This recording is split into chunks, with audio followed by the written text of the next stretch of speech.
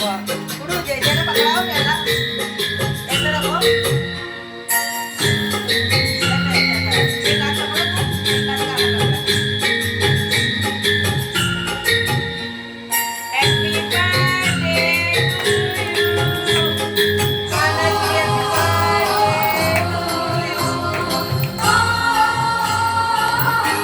ગોપાલ તને રમકડા આલું રે ગોપાલ તને રમકડા આલું રે ગોપાલ તને માખણિયું વાલું રે ગોપાલ તને માખણિયું વાલું રે ગોપાલ મારો બોલે કાલું કાલું ગોપાલ મારો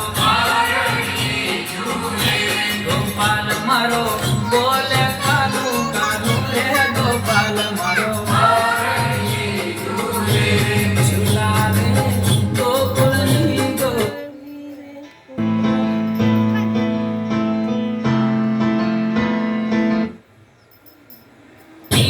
ગોપાલ મારો ઝુલાવે ગોકુળની ગોપી રે ગોપાલ મારો ગોપાલ મારો પારણીએ ઝૂલે ગોપાલ મારો પારણીએ ઝૂલે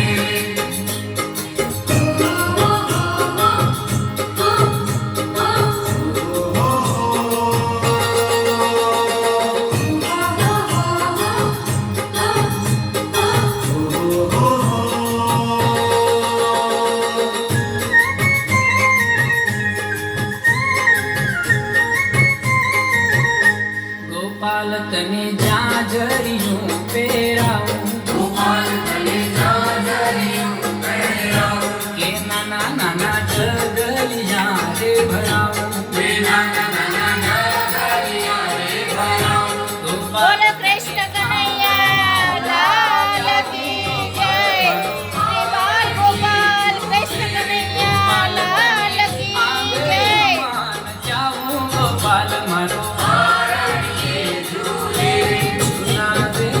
ગોકુળની ગોપી રે ગોપાલ મારો ઝુલાવે ગોકુળની ગોપી રે ગોપાલ મારો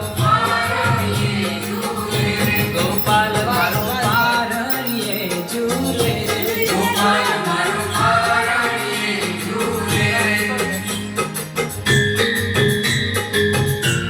પહેલા તો તમે એક જોઈ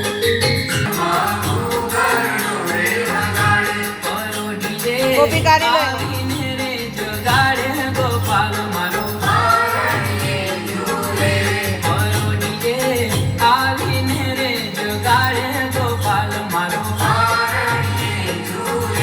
ઝુલાવે ગોકુળની ગોપી ગોપાલ મારો પારણીએ ઝૂલે ગોપાલ મારો પારણીએ ઝૂલે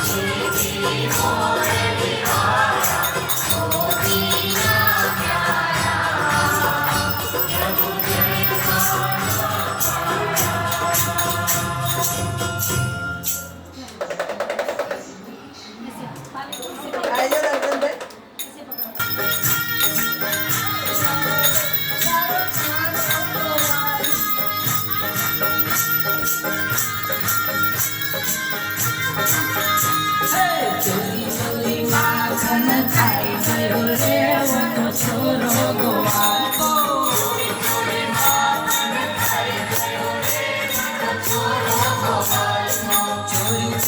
માખણ ખાઈ ગયો રે વો તો છોરો ગોવાળો.